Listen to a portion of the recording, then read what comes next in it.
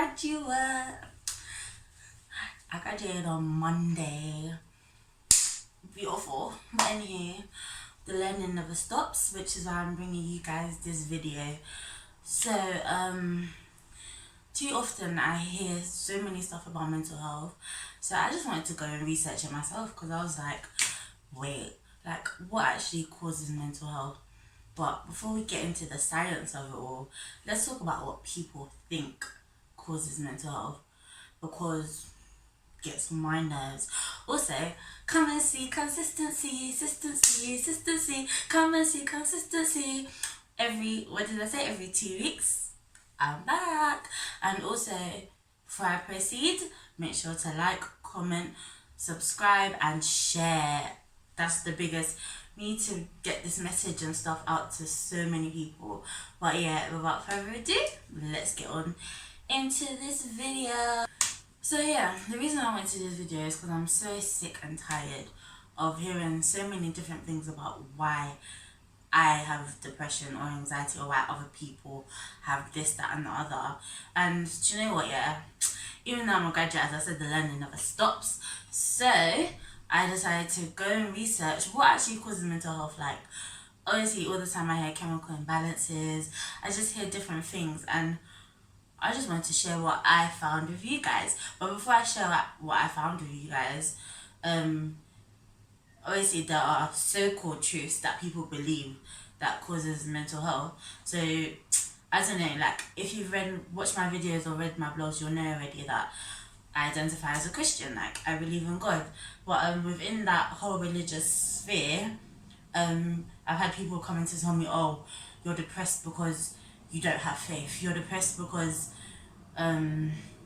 you're possessed. You're depressed because I don't know, like, and I'm just like, you're depressed because you don't read your Bible, and I'm just like, listen. Mental illness doesn't work like that. I feel like people fail to understand, like, how do I word it? Okay, like if I was to tell someone I have mental illness, oh, you need to pray about it. As though when I pray, it's just gonna, as though me sitting on my bum is not gonna make the mental illness magically go away. Don't get me wrong, prayer changes things. But hear this, if I was to now come to you and tell you, oh, I found a lump in my breast or whatever, you're gonna be like, oh no, you need to go doctor, that might be cancer, you know, Whereas if I come to tell you, oh, I felt like doing this and this today, like I felt like harming myself today, or I just felt like crying, and oh, you need to pray about it, you shouldn't be thinking those thoughts. I'm like, okay, so next step, I go to the doctor now to get help for the lump in my breast, right? Cool. You're there telling me, oh yeah, you should also change your diet, chemo, what else is there, surgery even. So with my depression, I haven't gone to the doctor, so I can't get help, I can't get medication, I can't have access to psychology, psychiatry, all because people are telling me prayer is gonna poof and it goes away. I'm so sorry. There's a reason that doctors are here. There's a reason that psychiatrists are here, that psychologists are here. Like, God gave us a brain. Let us use it. I don't understand this whole just pray and it will go away. That's like with exams. Oh, I'm gonna just pray and not revise and I'll pass. No, it doesn't. It really irritates me because it doesn't work like that. Mental illness doesn't just work like that. It's like physical. Mental illness is physical. It just manifests as a mental disorder. What do people not understand? But we'll get into that anyway. Out of the religious sphere, we have the wider world, and you have labels which also prevent people from wanting to get help. So obviously you have people, what is the word? So you have like people, when they hear mental illness or mental health, they immediately think, oh my gosh, that person's crazy, they're out of their mind, like, and I'm just like, really? There are so many different disorders and different categories that fall under mental illness in itself. So for you to just branch everybody, by the way, if you're watching this a personal attack, I'm just talking. For you to just put everyone under one heading and think that everyone is crazy, you're crazy. Let me tell you this, you're very crazy. Like, I just don't get it. I don't like stereotypes. I don't like stigmas. People have been abused. People have been rejected from jobs, rejected from society itself. Over the years, people have been killed, all of this stuff, simply because I'm apparently crazy, or the person is crazy. Like, if you think someone's crazy or something, surely you'd want to get them help. But instead, you just stand there and judge. Like, back to the religious ones. Like, you'll hear someone committed suicide, instead of you to be upset and be like, oh, rah, like, especially if it's someone you knew that went to your church or something, instead of like, oh, rah, how did I treat them when they were alive? Oh my gosh, I should have showed them love. I wish I was like there to help them. No. It's, oh, rah, they're going to hell, you know. Who told you that? I just do. Listen. Oh my gosh, like, if you see, this is just midget. If you see the paragraph I wrote here, I was in my feels when I was thinking about writing this video. It's like, we need to change this, guys, because if we don't begin to change this, people aren't going to want to get help. People aren't going to get the help they need out of fear of these brands and labels and the way people look at them, out of fear of, oh, people are going to think I'm possessed by demons. Oh, people are going to think I'm crazy. Oh, I can't make any move. Like I can't come and tell someone, oh, I can't myself today, or about people being like, oh, why would you do that for? Oh, you're crazy, oh, you're psycho. Without fear of being bullied or something. Like, it just needs to change. I think people need to remember that mental illness kills, not just because of suicide, but think about it this way: your brain is literally the battery that keeps your body going. Without the brain, the other organs wouldn't know how and when to function. It's a thing where once that battery begins to fail or die, the rest of your body begins to fail and die. So we need to go into schools, workplaces, everywhere. We have the internet, webinars, seminars online, blogs, everything. Do you know what I'm saying? Like, we need to spread it, not only to protect ourselves and our children, but also to know how to treat others, respect others, how to respond to others if they do come to you with problems. Like, so please. Obviously, we can't exactly change the world, because the world isn't a nice place, and it's only gonna get worse, I ain't gonna lie. Because the way things are going, like, yeah, I understand. However, I'm just so sick and tired of people being so naive and ignorant about something we all have, and that something is mental health. We can't keep being ignorant on how to preserve it, how to deal with it, and how to deal with people whose mental health happens to be impaired. Like, come on. So, with that being said, as I said in the beginning, I done some research on things that go on in our brain and our bodies, and why people actually do have these mental disorders, and I will now be sharing that with you. Okay, yeah, so quick disclaimer before I start. Disclaimers. 1, this is just research, so please don't take everything I'm saying for face value. Research yourself. Even while I was researching, I was seeing that scientists are still researching. Nothing is like set in stone yet. Do you know what I mean? 2, I make mistakes. I'm only human, so if I get anything wrong, please don't take my word for everything. As I said before, research yourself. 3, if you have any symptoms of anything, or you're feeling low or something, please go and seek medical help. Don't feel ashamed. Thank you. So, first of all, let me just quickly go over the structure of and the functions of the different parts of the brain. So, we have the frontal lobe. Oh yeah, my diagram is going to be somewhere here. We have the frontal lobe, which suppresses socially inappropriate behaviours and predicts consequences of actions, and plays a role in determining what is good and what is bad. We have the parietal lobe, which assists with interpretation of touch, plays a role in the knowledge of numbers and their relationships, and helps with understanding of objects, shapes, and space. we have the temporal lobe, which assists with the perception and interpretation of sound and plays a role in the recognition of objects and visual memory. The occipital lobe, occipital, if I said that right, it processes and makes sense of visual information. The cerebellum, which plays a role in balance and voluntary motor skills, and then you have the brainstem, or some people call it like on some diagrams it's the spinal cord, which makes sense because it's like the top. But yeah, brainstem, which allows transfer of info between mind and body and plays a role in automatic functions such as breathing. So, located in different parts of the brain are different chemicals and hormones. So, as I said, scientists are still doing research. However, there is a wide consensus that it's these chemicals in the brain that when they become imbalanced, like there's too much or too little of it, or the other way around, that's what can trigger disorders. But as I said, it hasn't been finalized. But when you hear what I'm saying, it will actually all make sense. Like, it might not be 100% of the answer, but clearly it is a big part of the answer.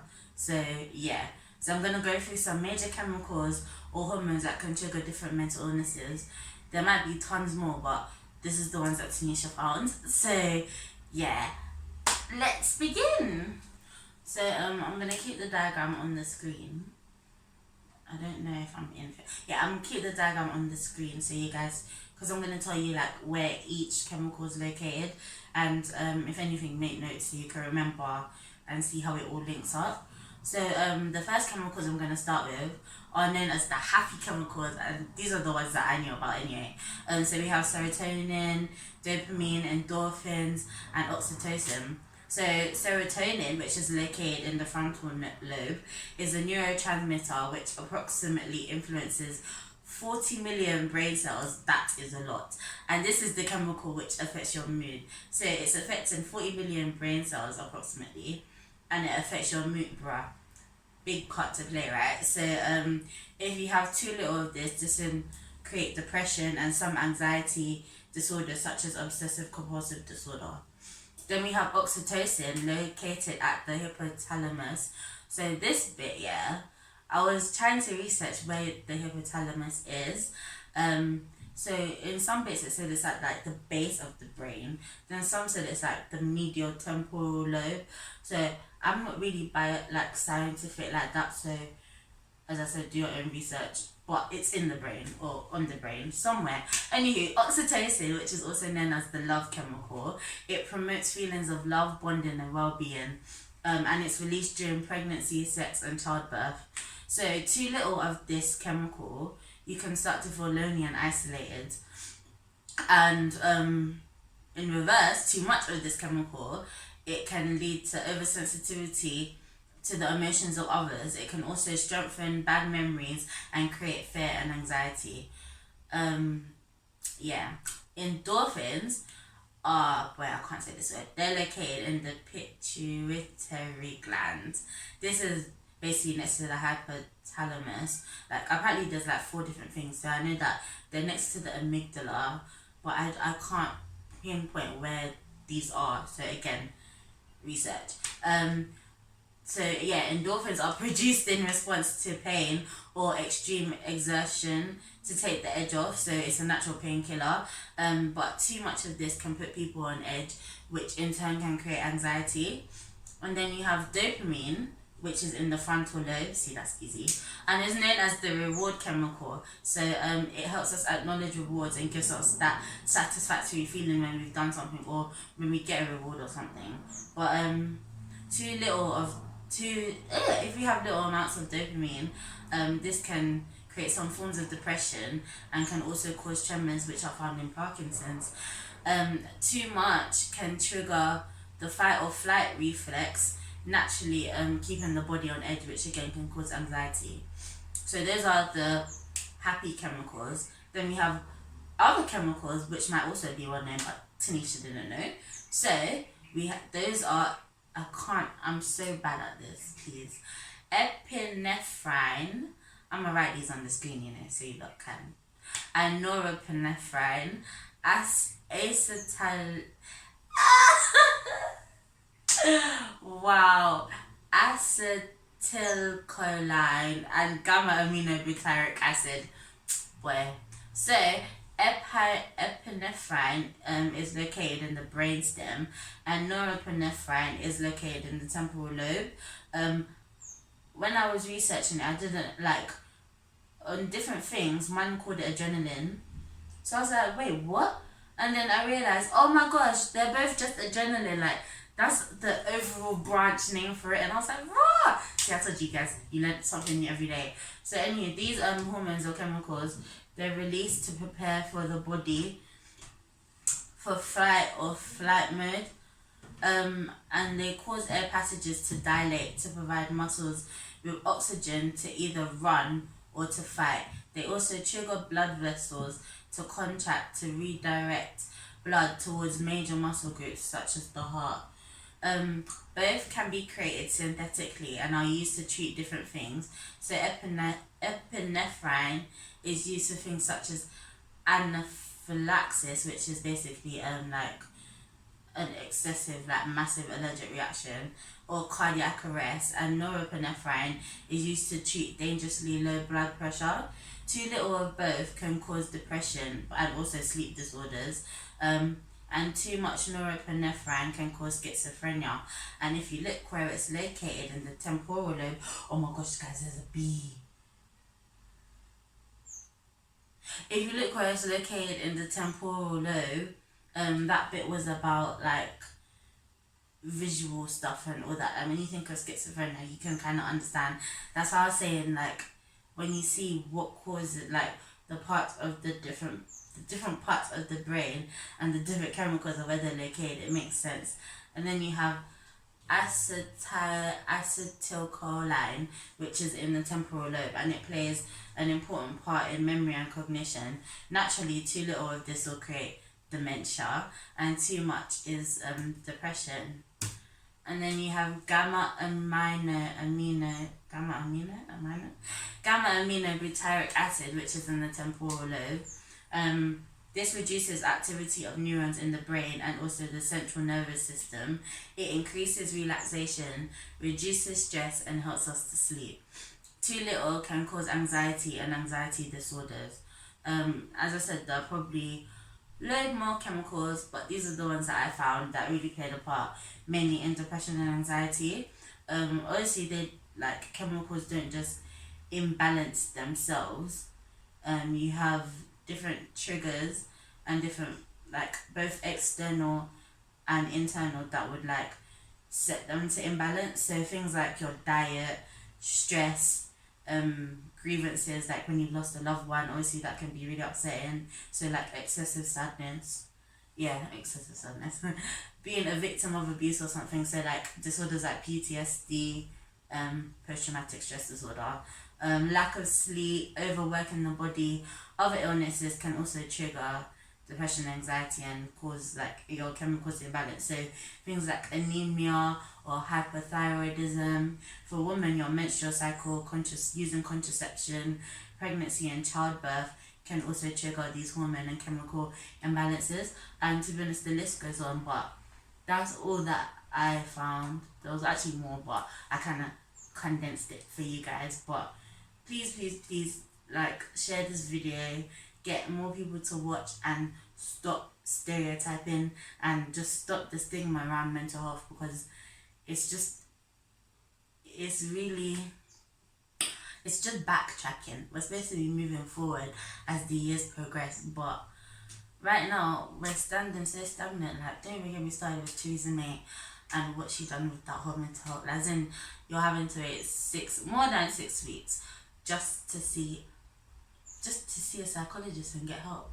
But so yeah, if you want a video on like specific mental disorders, or if you want to know more information, just get at me, comment below, ask me on social media, whatever. Remember to like, comment, and subscribe, share with your friends, and you'll see me again soon.